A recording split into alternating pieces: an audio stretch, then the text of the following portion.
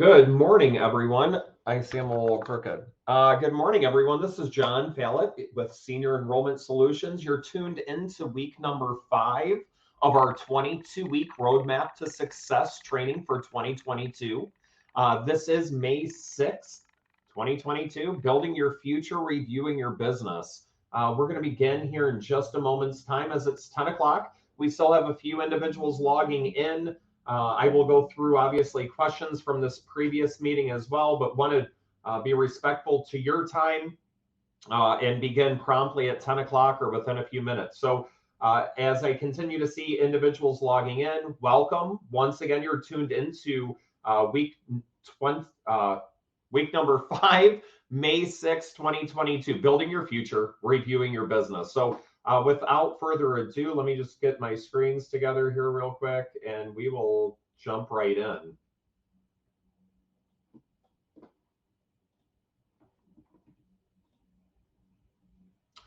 Once again, we are hosting a 22-week program. If you have missed any of the previous webinars, reach out to Agent Services, myself, Jasmine Leopold, Teresa Rogers, Ellie Phillips, anyone on the team that's able to assist you in regards to providing you these recorded webinars. Obviously, the first few weeks was really kind of sales 101. We had quite a few PNC agents on, real estate agents on. We're going to start diving a little more into health insurance, Medicare, life insurance, final expenses the next few weeks unfold. If you have any questions on upcoming events, certainly go into the link that is provided to you on the landing page. All of the upcoming events, topics, etc. will be in there as well. So once again, thanks for tuning in. You know, obviously, you stay tuned into this 22-week training. I assure you, we will launch your business to a level in which you could never imagine. Stay on cue, get your homework done week by week. And by the time the annual enrollment period hits, by the time the AHIP launches June 24th, we'll be well prepared marketing-wise, knowledge-wise, technology-wise to make sure that we have an amazing end to 2022. Review your topics, obviously. Bring you back to sales 101. Let's go back to the basics. Let's keep it simple, right? Oftentimes newer agents, many of you who are tuned in are newer agents that are on with us. If you start puking too much information on a consumer because you have all this knowledge now that you want to share, tone it down, because once again, you're going to confuse these individuals. Obviously, we'll stay logged in for questions and answers after the webinar, and certainly request any additional topics. If you feel as though you're missing something, if you feel as though we didn't cover something, please reach out. We have all of these Excels, PDFs, Word documents, marketing pieces to be able to assist you with your growth. So as we go through this 22-week training, this webinar, keep in mind, we do schedule an hour. Not all of them will be an hour because some of these topics are a little easier to breeze through than others. And certainly diving down deeper and having more questions towards the end, or as we get into more product knowledge, I'm assuming we'll have to nip it at an hour, but some of these may be slightly shy to an hour, but we'll always respect your time in attending our webinars here at SES. So balancing your books, it's not necessarily just tracking the amount of revenue coming into your bank account. It's really understanding where you're looking at future renewal wise, as you are in an industry that pays out renewal income, which is beautiful. Don't perpetuate the charade. Many agents take from Peter to pay Paul, and they never really keep track of those advances. They don't keep track of their taken rate, their rate of return. How much is a mailer piece, or how much is this marketing piece going to yield back to you? And that's certainly something that you have to keep in mind as a small business owner. Otherwise, you will go in debt on the marketing side, or you will go in debt on just simply living expenses if you're not producing enough revenue. And more importantly, if you're not really focused on your renewal revenue, you won't be able to plan for the future. So to review, last week, we went through product differences, obviously to best help your client in making their decisions. reviewing current commission levels, understanding your rate of return on your marketing and best practices for your marketing, reviewing your time. Your time is valuable. What are you paying yourself per hour? What are you paying yourself per sale? In regards to calculating time and assisting your consumers, my apologies, Ron, we're full, so I'm going to record this and send this over to you, Ron. But yeah, I need to allow a few more agents on. Review time to initiate the sale. Obviously, your preparation, running illustrations, driving to that appointment is really important to make sure that your time is calculated, and your customer service, the after the sale, writing out the handwritten thank you card or the postage or your quarterly newsletters that you're mailing out, your Christmas cards that you're doing. But more importantly, how many times is this consumer phoning you weekly, monthly, annually? And are you tracking this amount of time that you're spending and making sure that you're being compensated for it? Adding ancillaries obviously solidifies the client retention. It not only increases your revenue, but adding that second, that third, that fourth, that 12th policy on to that consumer will instill that retention with that consumer.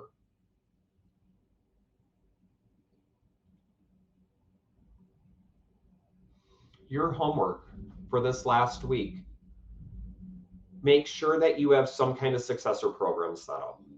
Make sure that a loved one, child, family member, neighbor, someone has access to your last year's taxes.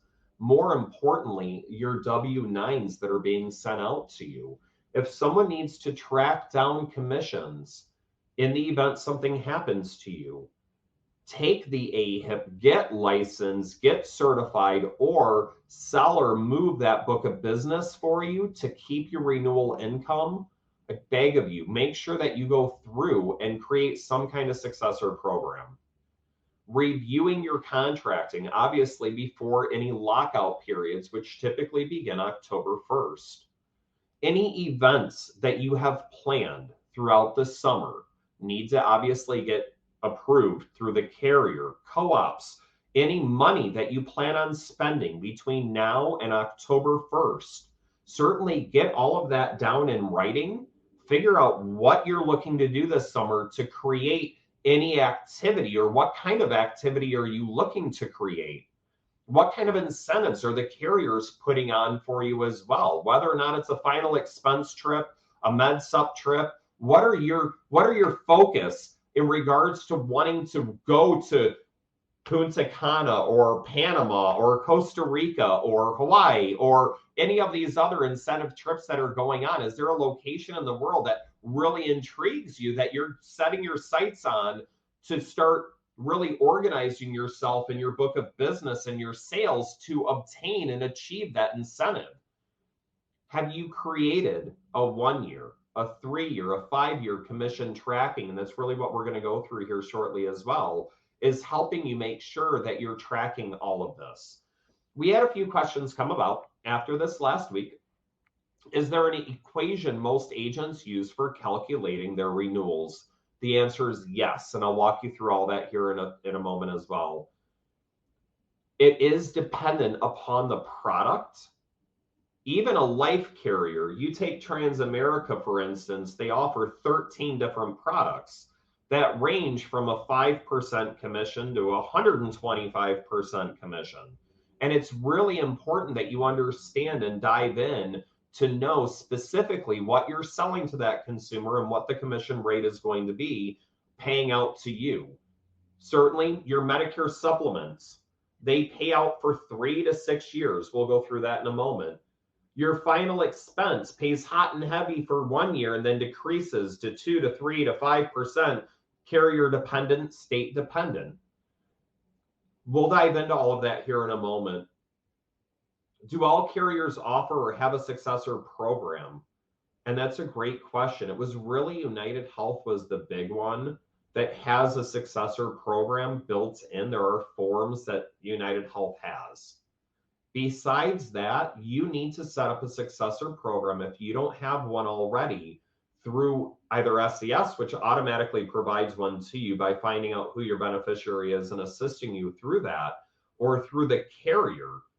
But it is so important as we get into renewals and understanding the power of that renewal income that you have a successor program set up, that you know where these renewal or your book of business is going to go in the event that you're unable to take your AHIP, or in the event that you're unable to continue certification, or you pass away for whatever reason. Is it something that you can set up through a will or a trust? Absolutely. Leaving your will to a beneficiary will allow for us to go back to that will or that beneficiary to make sure that they're paid out accordingly for your renewal income and that they're not losing this. I can't emphasize the importance to that. So let's get organized. Let's begin. May 6th. Understanding where your revenue comes from. So important. Carriers and agencies aren't perfect in compensating. Let me repeat that. Your carriers are off in their compensation. Whether or not you're catching that as an agent, or whether or not your agency is catching that for you as an LOA agent, it is so important to recognize that you are missing commissions. I don't care what product line it is. There are humans that are taking care of these commissions on the back end. They're loading it into programs for the carriers. You are missing consumers. Either A, your agent of record request did not go in. B, your FMO is not, or NMO is not accustomed to paying out commissions or don't have appropriate programs depending on the size of your FMO. The plan change. As a carrier changes names, oftentimes they change the plan ID, and you may lose that consumer simply because that carrier's changing its name or was bought out by a larger carrier. The carrier themselves may have a banking error. Maybe you haven't written a final expense policy in 6 months or 9 months' time, and you changed your bank during that time period, and you haven't ever been compensated, and the carrier emails are going into your bulk or your spam, and you're not even recognizing that you're missing this commission. The carrier may have an old address on file for you. Perhaps you moved, and you changed your bank and you moved, and in turn, the carrier is trying to send you out a paper check, and it's being bounced back to them, and they have no way of really making contact with you without phoning you, which they generally don't do. They continue just to kind of bang their heads up against the wall to get you paid. So there's many reasons why you aren't getting compensated. And I assure you, it's never going to be that 100% unless you don't have anyone on your books of business. So the more you write, the higher that rate is, even if it's 1%. If you're not getting paid for one policy out of 100 consumers on your books, once you have 1,000 consumers on your books, well, now you're missing 10 consumers a month, possibly. I don't know. It's up to you to stay organized and to really keep track of all of this. And it's very, very important. That's why with SES, when we pay out our commission schedules, we provide you every month of the year, year after year, to help you have or start an Excel spreadsheet to be able to obtain or keep all of your book of business on an Excel spreadsheet and know whether or not someone has fallen off your books, another agent sucked them up with an agent of record change form, the consumer has passed away, the plan changed, your FMO neglected to pay you, or whatever the case may be. So it's really important to make sure that you are staying on top of your book of business. The more organized you can be with your book, the more discussions you can also have with your current clients.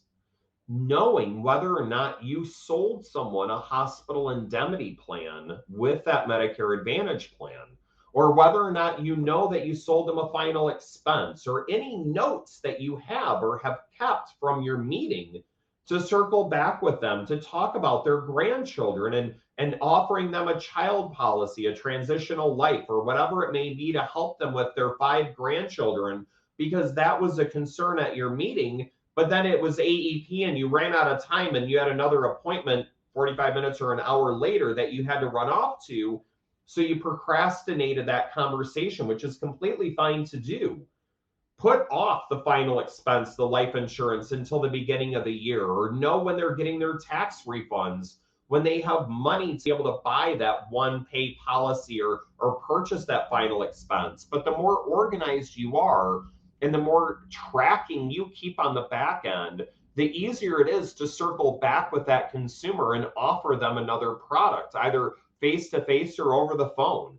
Hey, Robert, you had mentioned when we met that hearing's important to you. Let me go through the Medico Dental Vision hearing plan with you, or the Aetna plan, or a standalone hearing plan, or right? So it's so important to really keep track, because your goal is to have multiple products, multiple carriers with that consumer. That's what keeps them on your books. That's what holds that longevity with your client base.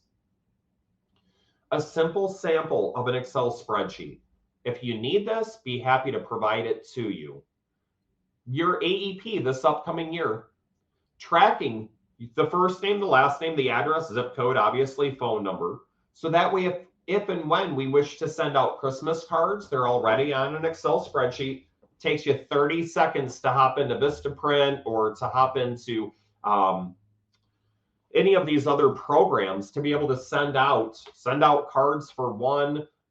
There's a ton of Shutterfly, etc., that can mail out cards for you, but you need their address. And the easiest way, and everything, frankly, begins on an Excel spreadsheet.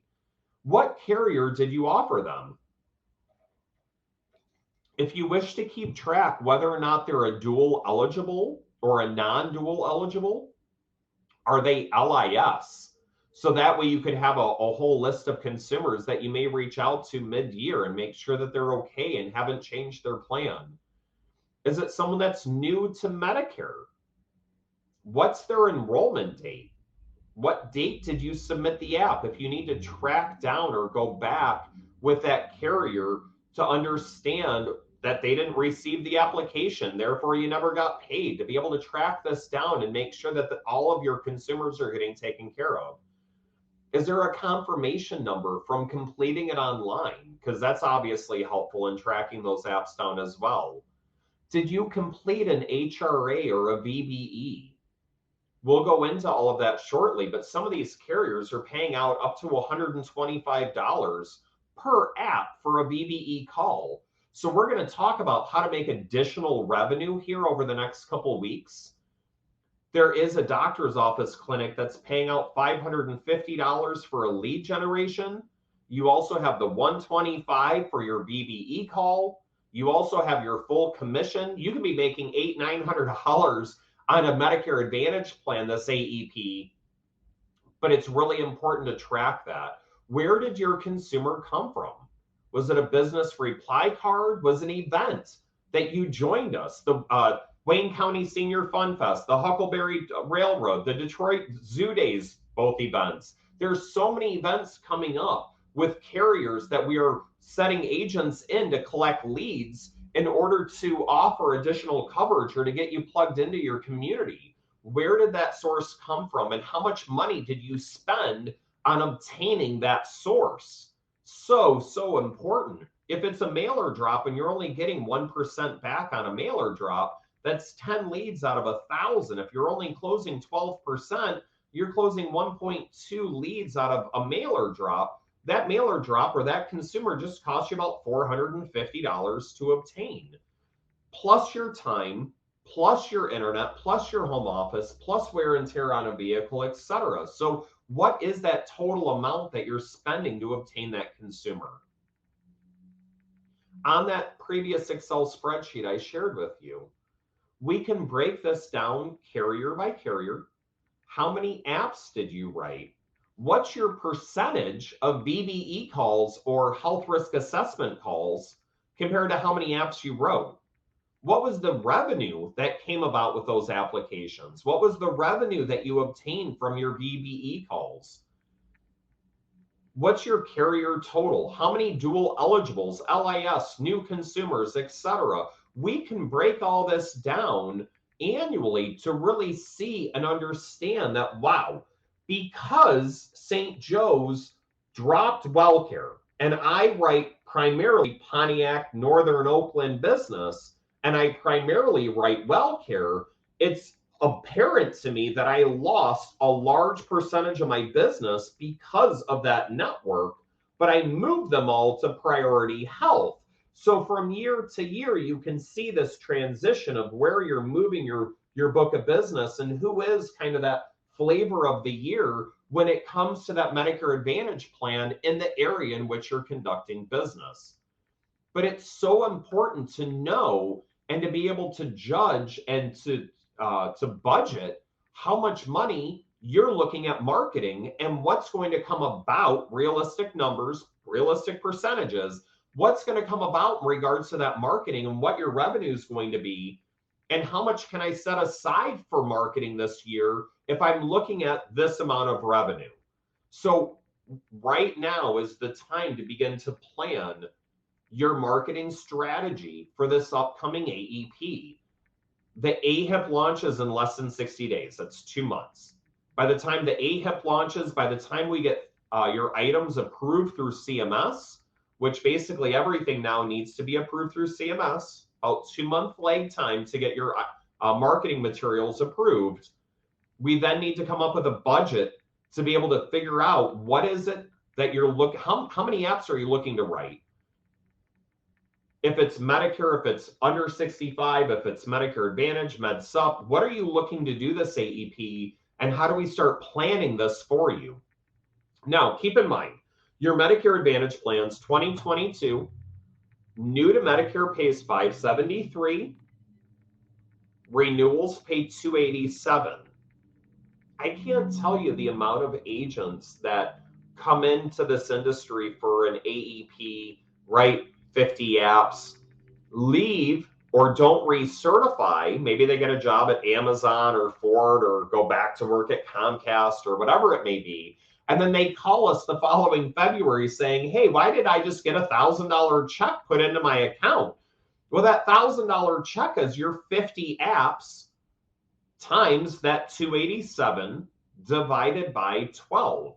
This is why we're in this industry. It's not about making $300 per sale or $300 per app. It's about the renewal income for years and years and years that we can budget on, and we can know that when I wake up tomorrow morning, I'm going to get paid X amount of money. And I know some agents break it down to the minute, some to the day, some to the month, some to the year, but they really are focused on that renewal income. Once you're able to begin to understand that renewal income, the light at the end of the tunnel in this industry becomes brighter and brighter and brighter. And I understand, once again, for the newer agents that are on, that renewal income seems like it's forever off in the distance. It's not. It really isn't. It's an 18-month industry. So once again, whatever you do today will affect you 18 months down the road. And that's really how this industry is structured. And that's why you have to have a game plan down the road. It's not this day-to-day. The day-to-day pays your bills today. But in 18 months, when you're receiving all these renewals and your book of business has grown to a point where you have 100 clients, for instance, on your books, or you're able to market yourself enough, we're able to support you enough to write 100 applications during the annual enrollment period, know that the following year, you're making $2,400 a month. So if that's the goal, or if your goal is 5,000 a month, you know that you need to write 200 clients. So how do we get to that 100 client mark? And we'll get into that further next week, and as we roll into June and July with marketing, and how many marketing pieces do you have to send out, realistic numbers, to generate 100 clients, 200 clients, 500 clients? What do you need to do to get there? But right now, the site is, if you write 100 clients and you're making $2,400 a month beginning February 1st, 2023, right? I guess technically it would be January 1st because that year would 2022's paid out, right? So technically beginning February 1st for your January commission payments, you're earning $2,400 a month.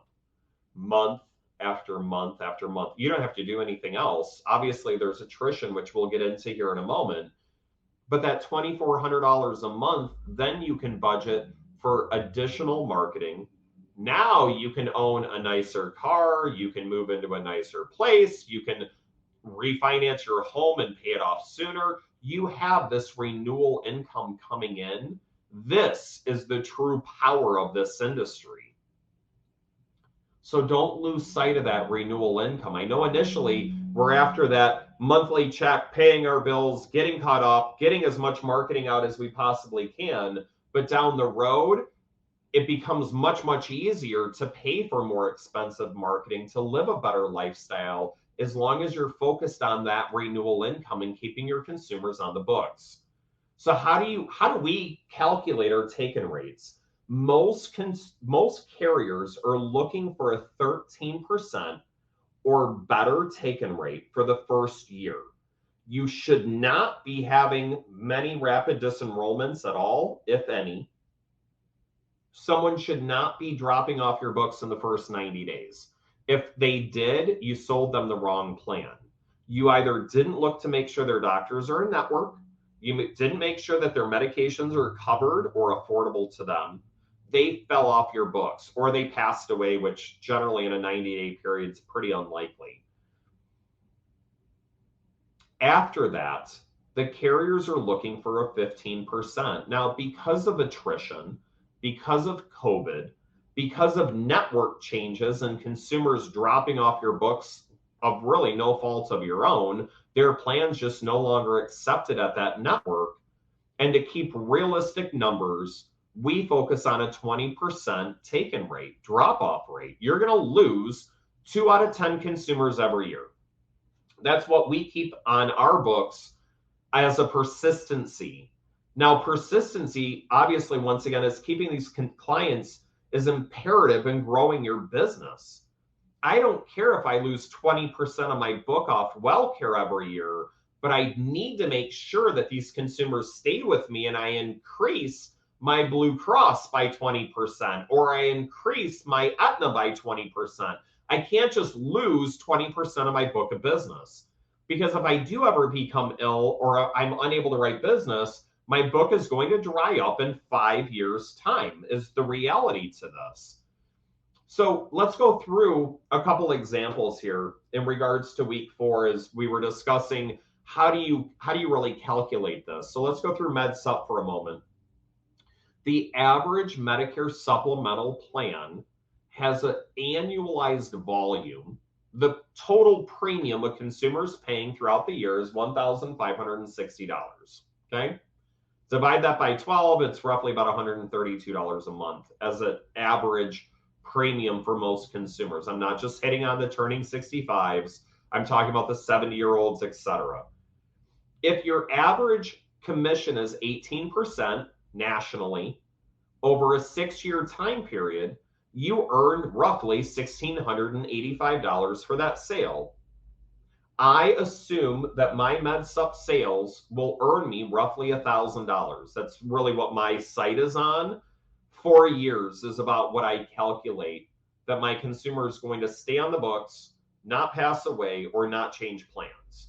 Here in Michigan, as we have many Michigan agents on, if the same annualized volume pays out at 28% for the first 3 years, Michigan pays hot and heavy for the first 3 years, and then once again it dips down to either 5% or half, what have you.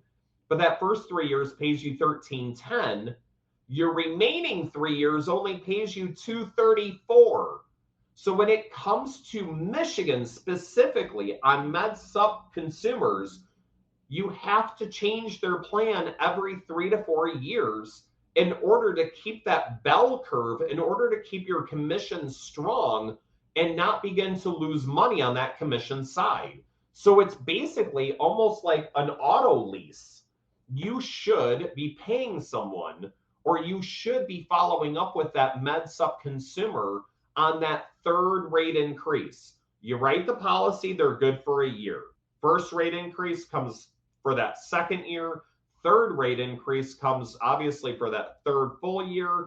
And in doing so, we're going to reach out to them towards the end of that year or the very beginning of the month prior to that rate increase coming to rewrite that policy. Because if I didn't do anything, yes, I'm getting paid renewals. I'm getting paid $234 for the remaining 3 years. I'd much rather get paid $13.10 again or more because their premium's higher because now they're 68 or 71 or whatever it may be. I'd love to get paid more or get paid full again. So your total Michigan comp is $15.44. So although Michigan pays really one of the highest commissions for med sups nationally, only Oklahoma is really higher, and they only pay hot and heavy for 1 year. As an example, it is very average across the United States when it comes to commissions. But here in Michigan, when you renew that policy or rewrite that consumer again, that third or that fourth year, that allows for you to renew that bell curve once again to increase your overall commissions and make far more money. So for an example, the number of consumers that you have, 5% annual attrition, MedSup attrition is very, very low. They're only going to move if they get a rate increase, or they're only going to move if you didn't sell them the right plan initially, and it was a higher premium plan, obviously, that ended up creating a sense of urgency for them to move, or they talk to a neighbor. So use the SES MedSup quoting engine every time. All the carriers are on there. The rates are accurate, but use our MedSup quoting engine to make sure that you're selling the consumer the least expensive, highest rated plan. Once again, Michigan pays out level for 3 years, and then it dumps to near nothing or 50% for the remaining 6 years or 10 years of that policy. It's not even worth really talking about at that point in time. So if you're servicing your consumers on a prescription drug plan, or you're servicing your consumers on a dental plan that's not paying anything, be aware of that and get them moved again into a different MedSup policy. Most states across the nation, there are a few, Michigan, Oklahoma, and a couple others, that pay much higher commissions early on for that 3-year period. And then once again, most states generally pay out a level commission for up to 6 years' time. Same holds true, though. There was a situation in North Carolina where a carrier did not raise their Plan G rates for 8 years. So that 7th year, that 8th year, when you're still servicing that consumer with whatever claims they may have, or a prescription drug plan that's not paying much of anything to you, it is so important to rewrite these consumers. There are situations, obviously, that you can't. It was still the least expensive Plan G in North Carolina. You're not moving your clients and you're just servicing them. But we have to go back to how much you're getting paid on an hourly basis or an annual basis on the time in which it's taking you to service that consumer, and not get paid on what you should be getting paid on, which is the MedSup policy. Your renewal income is your source, once again, for future growth. Be okay allocating these funds that you know you're going to be receiving. Be okay allocating those funds and spending future earnings or future growth. And calculate your renewal income and cash it out if exiting the industry. It's so important.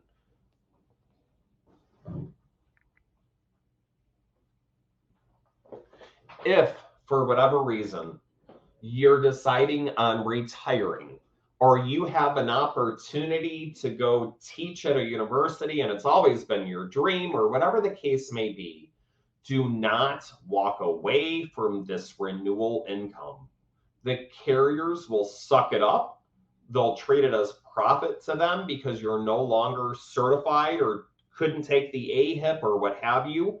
Sell your book to another agent. Sell your book to your upline. Do something in regards to that book of business to make sure that you're not walking away from that renewal income. Let's go through your Medicare commission module for a moment, or model. So we created a 10-year 10 years. And that's really about what your sight should be on within this industry. Within 10 years, can I retire? Within 10 years, can I slow down? Within 10 years, what is my earnings going to be? And how can I keep this calculated to be able to know what I'm spending in the future? Your Medicare supplement commission, as well as your MA commission, let's go through this briefly. And any of you on this call or watching this, if you need this Excel, very, very simple Excel spreadsheet, you can manipulate it however you wish. If you're in a state like Virginia that has very low monthly premiums on med sups, you're not going to be at 1560. If you're in California, you're going to be well over that 1560. So we allow for you to manipulate this Excel spreadsheet, to manipulate that annualized volume. How many supplemental plans did you write? Maybe you've been in the industry for 3 years. Let's go back and really have a heart-to-heart with ourselves and organize our book. How many apps did you write 3 years ago for MedSup policies? What's your average percentage or commission level? So if we just stay on the very top of this Excel spreadsheet for a moment, you can see that in year one, if an agent wrote 100 MedSup apps at 20% commission, your commission's roughly $31,200. And we transfer that same number over to year two because it's a flat commission level. And then let's assume you run another 100 apps. You're at the same $31,200. In year three, we're keeping the same business on the books, year 1 and 2, because your attrition's so low on MedSup. Year 3, you started getting all these referrals coming in, so you doubled your business. Now you wrote 200 apps. So obviously your income's at $62,400. Year 4, let's say you stay at the same 200 apps for the rest of your career with MedSups. We start decreasing that $31,200 down to $28,080, down to $25,272. We have to start decreasing that due to attrition. You will have consumers fall off the books. You will have consumers switch over to a Medicare Advantage plan, not with you, but through some ex-NFL Hall of Famer on TV. You will have some attrition, and you have to take that into account. Down beneath that are your Medicare Advantage plans. Let's assume year 1, you wrote 100 Medicare Advantage plans. So you wrote 200 apps your first year. That's an average of 4 apps a week. I think that's pretty doable. Your commission for 2022 is $573. Being that your MA commissions are $57,300, you can then come up with a total amount that you're earning as an agent. Year 2, let's assume that you started getting more referrals on the Medicare Advantage. You had the funds to market yourself more, and you increase that to 150 apps. Well, obviously, then you're at $85,950 initial year, year 2. But then let's look at those renewals for a moment.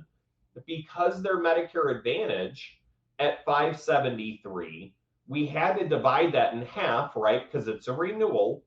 And then we also took 20% out of that renewal. So let me show you for a moment what that looks like.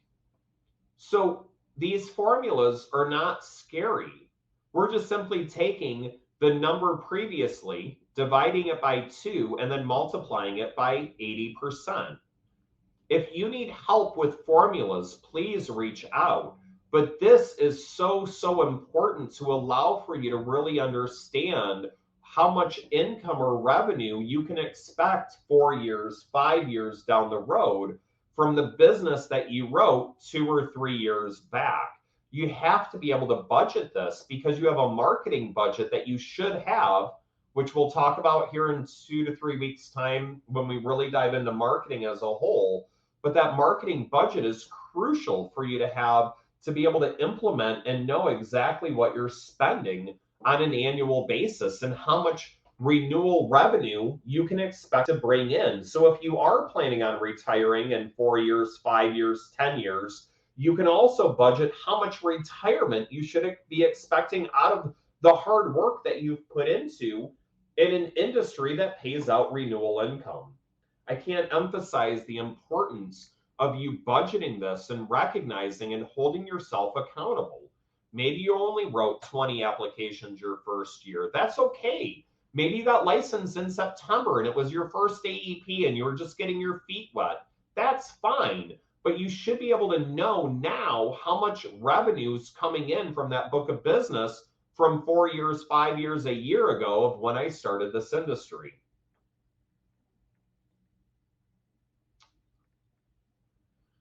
Once again, years 6 through 10 become incredibly important.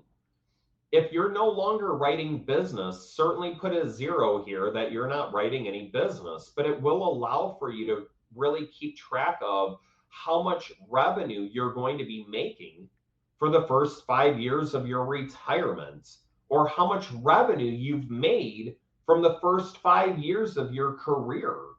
That is, once again, the light at the end of the tunnel that is very, very difficult as a new agent, as a struggling agent. I've been there. I started my career with 2 young children, special needs child at home.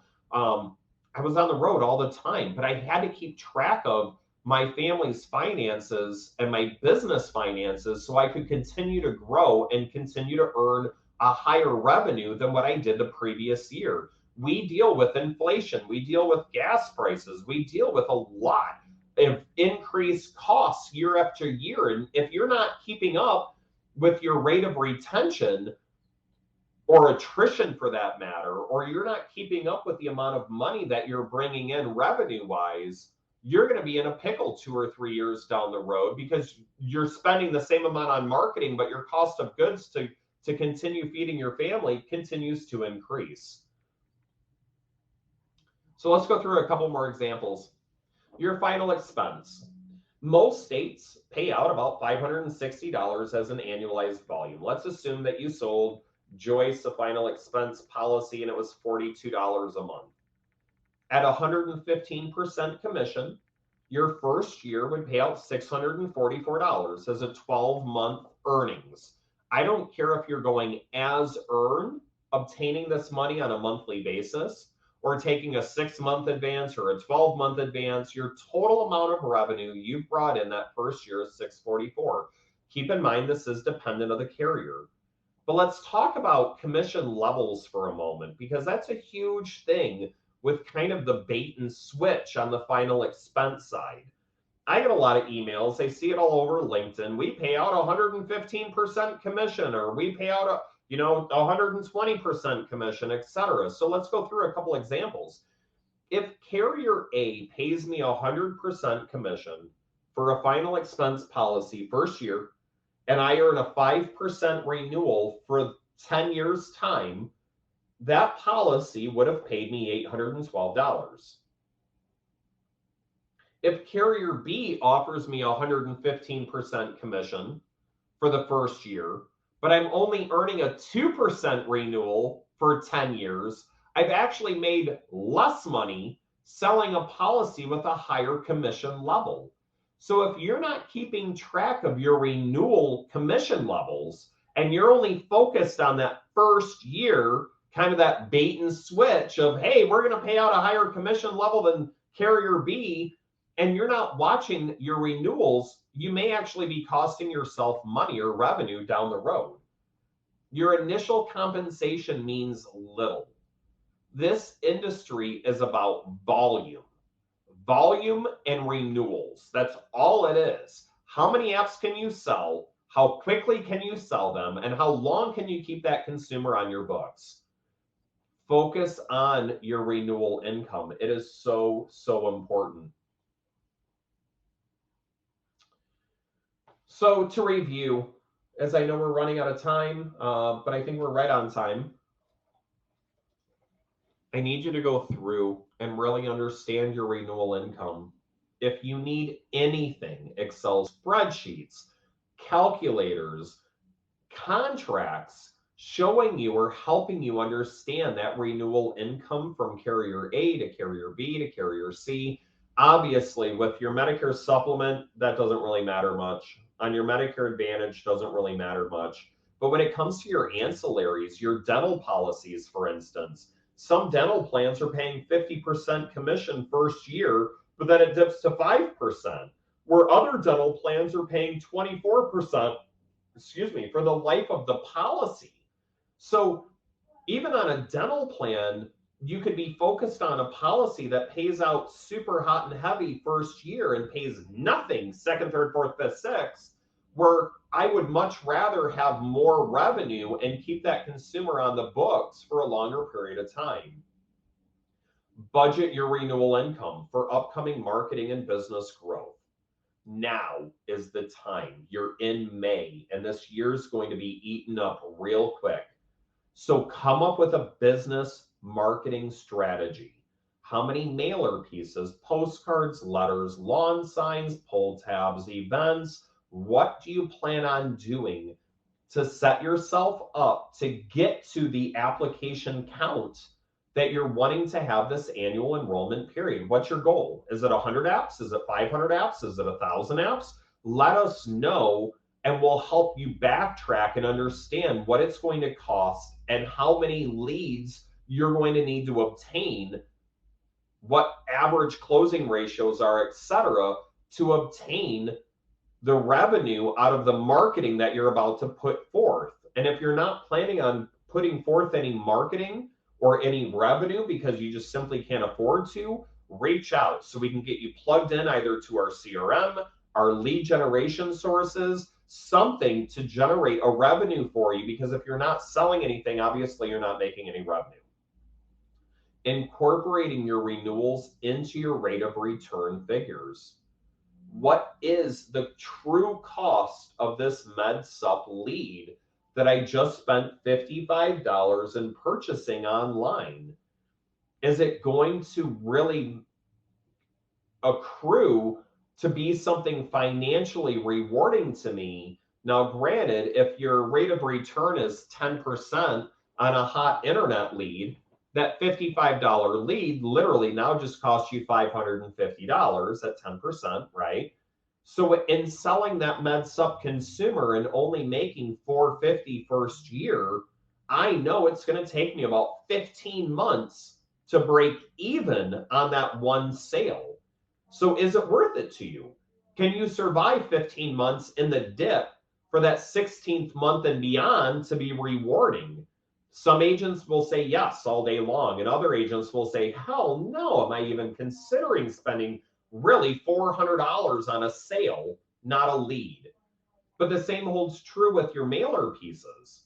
If you're getting a 1% rate of return on a 1,000-piece mailer right now, on a 1,000-piece mailer, that 1%'s 10 leads. If your closing ratio is 10%, you just spent $530 on that sale.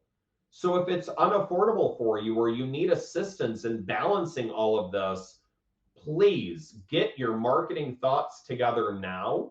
You have a week to do so. I'll actually even give you 2 weeks to do so prior to really needing to begin to get your CMS approvals, to begin understanding what we're doing throughout July and August into September for October to be very fruitful for you. But there is planning that needs to take account in building up this annual enrollment or open enrollment period. Review your mix of business. How many Advantage plans did you write? How many VBE or HRA calls did you make for those Advantage plans?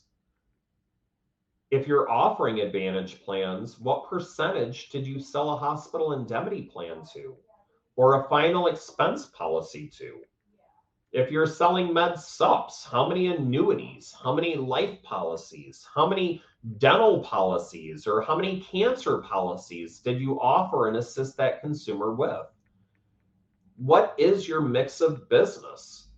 And I understand that many of us, and we'll get into this further next week, that we have life agents that don't offer annuities, and we have annuity agents that don't offer health, and we have health agents that don't offer property and casualty, and we have Medicare agents that only offer Medicare Advantage and don't offer MedSups, or MedSup agents that don't offer Medicare Advantage. I understand that you have a focus. That focus will be about 90% of your book of business, but oftentimes you can lead in to that sale by offering them Medicare, and then, oh, how's your life insurance? Or do we need to talk about annuities? Or Vice versa, you open the door with a life insurance policy and then you start asking them about their Medicare. So what percentage or mix of business do you have on your books right now? Prepare your list of clients to circle back to. If you have not done so already, if you need an Excel spreadsheet, if you need anything that was shown on our webinar, please reach out. Understand your renewals. Build that in to your future income. Your Medicare Advantage plan currently pays $23.92 a month per member per month. Your MedSup plan, once again, pays 3 to 6 years, depending on the state in which you're conducting business. Understand what your whole life, your final expense, your hospital indemnity plans, your ancillaries, and your standalone plans. What is the renewal, not the initial? What is that renewal revenue coming out? So for instance, yes, you sell a guaranteed trust in life, you get a 50% hospital indemnity commission. That 50% is for the first year. What's your renewal? Is it 5%? Is it 10%? Is there any renewal at all? And are you budgeting your future marketing and your future livelihood for these renewals? So if you need help in understanding how to calculate, how to set up any of these formulas within Excel spreadsheets, please reach out. We're not using anything super drastic here. It's just something very basic for you to know. In 3 years' time, at this average taken rate or persistency rate, what am I going to be earning? Can I retire? Can I sell my book of business? And what's it worth? So important to keep track of all of this. Any questions, any concerns? We're going to be on for another hour's time, so certainly add to the chat box if you have any questions. Reach out to us, text us 24/7 on the SES text line, the 248-270-2887. Phone us, email us, but get your book of business organized. Let's come up with a marketing strategy for 2022. And let's blow 2022 out of the water in comparison to 2020 and possibly even 2021 due to COVID. Many of you on this call need an uptick of revenue to get back on track, and I fully understand that. The grassroots events, they weren't what they were in 2019. The marketing has changed. Lead generation has changed. Certainly, once again, follow up with us if you have any questions of any kind. Enjoy your weekend. I'll look forward to seeing you on next week's webinar.